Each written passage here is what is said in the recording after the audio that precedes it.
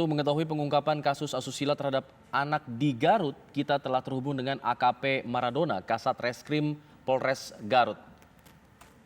Selamat siang, Pak Kasat. Selamat siang, Mbak Ken, Mas Alfat. Ya, Pak Kasat, sejauh ini ada berapa anak yang dilaporkan menjadi korban dalam kasus asusila ini? Karena berseliweran ya, ada 32, ada 34. Ya, betul. Jadi saya jelaskan, awalnya yang dilaporkan itu satu orang terlapor, anak di bawah umur. Namun berdasarkan hasil penyelidikan yang kami lakukan, ternyata itu berkembang ada 19 anak, yang dimana 15 anak diantaranya adalah tergolong sebagai pelaku juga, namun sebagai korban juga. 4 anak diantaranya itu hanya sebagai korban saja. Kemudian pada saat proses pelaksanaan penyelidikan, kita juga melaksanakan proses trauma healing yang dibantu oleh psikologi Polda Jabar, kemudian dibantu oleh P2T, P2A, dan Komnas Perlindungan Anak. Nah, pada saat trauma healing yang dilakukan oleh bagian psikologi Polda Jabar, kemudian banyak dari orang tua anak di sekitar kampung tersebut yang memohon untuk anaknya diikutkan dalam proses trauma healing karena khawatir anaknya sering main dengan ke-19 anak tersebut. Jadi bertambahnya ke-34 itu karena berdasarkan kekhawatiran dari para orang tua yang merasa anaknya sering bermain dengan 19 anak tersebut. Oke, artinya ini baru sebatas kekhawatiran, belum berarti mereka menjadi korban dalam kasus ini?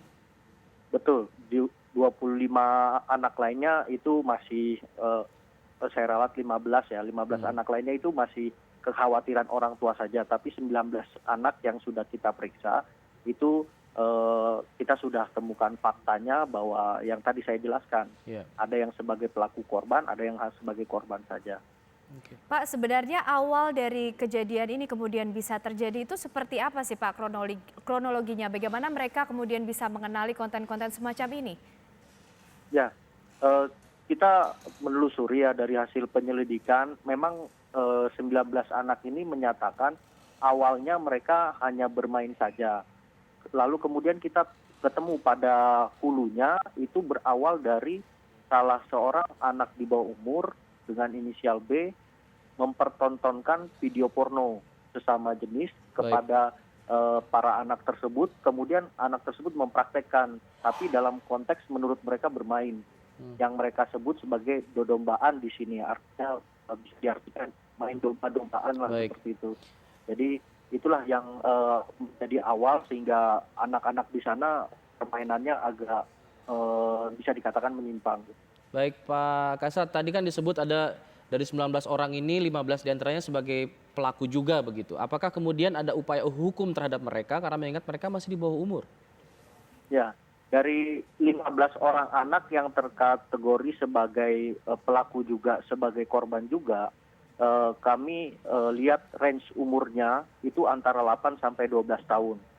Sedangkan ketentuan pada Undang-Undang Sistem Peradilan Pidana Anak, apabila anak tersebut di bawah 12 tahun, maka penyidik, Lapas, dan Peksos, pekerja sosial itu harus mengambil keputusan dalam proses penyidikan.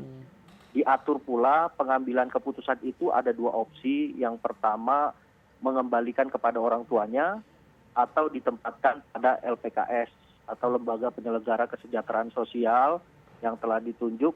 Kemudian terhadap putusan tersebut dimintakan penetapan oleh pengadilan. Jadi rencana tindak lanjut yang akan kami lakukan adalah sesuai dengan Undang-Undang Sistem Peradilan Pidana Anak, khususnya bagi anak yang di bawah 12 tahun. Artinya masih terus melakukan penyelidikan, belum sampai ada keputusannya, belum ada Pak sampai saat ini ya? Untuk pengambilan keputusan kami belum sampai di situ, tapi kami rencanakan insya Allah bisa rampung pada minggu depan, karena sampai saat ini kita masih melakukan proses pemeriksaan terhadap 19, terutama adanya informasi bertambahnya korban ini juga kita dalami. Saat ini juga penyidik dari unit PPA Satreskrim Polres Garut sedang turun ke lapangan untuk melakukan pengecekan terhadap apakah memang betul ada penambahan sebanyak 15 sebagaimana yang tersebar informasinya. Jika ada nanti kami gabungkan dalam upaya pengambilan keputusan tadi yang saya jelaskan.